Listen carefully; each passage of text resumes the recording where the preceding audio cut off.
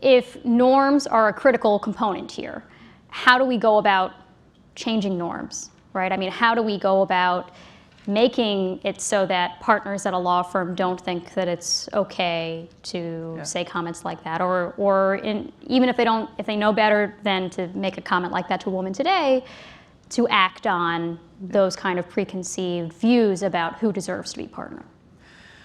Well, I think that it has to be a multifaceted approach. It has to do about teamwork, and I think that men and women should be part of that same expectations and requirements that the norms actually change. I think the more women are empowered in the organization, and that touches on my last L, which is leadership. If I know that it's no surprise that I joined Baker McKenzie, because there was a woman who was a managing partner in that office. So there was somebody at a level who could actually say, what? Discriminate against an associate because she's a woman? No. So having leadership, women in leadership position is also a critical matter. I think it starts from the top. When you have, let me give you the example. I'm tempted to take my country, but I'll take Canada, for instance.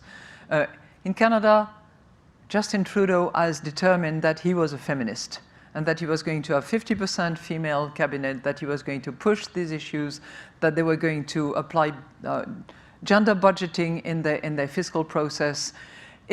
When it happens in that way, then discrimination in the norms is just not appropriate, not tolerated, not accepted. And it empowers and it equips those who feel that they're the victims of it to say, well, wait a minute, at that level it's not permitted. Why would it be permitted in the shop or in the office or somewhere else? And to what extent do you perceive that more popular campaigns like the Me Too campaign, and I understand that there's something comparable in France, Out Your Pig, which I love that. Balance ton porc. Thank you.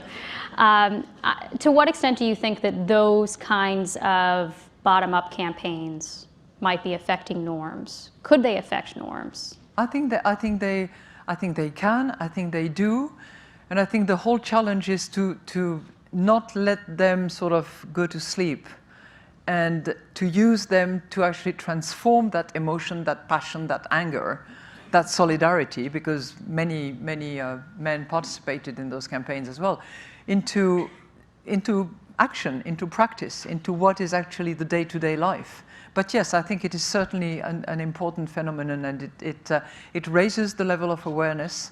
It brings people to actually question their behavior, and it can take so many forms. I've always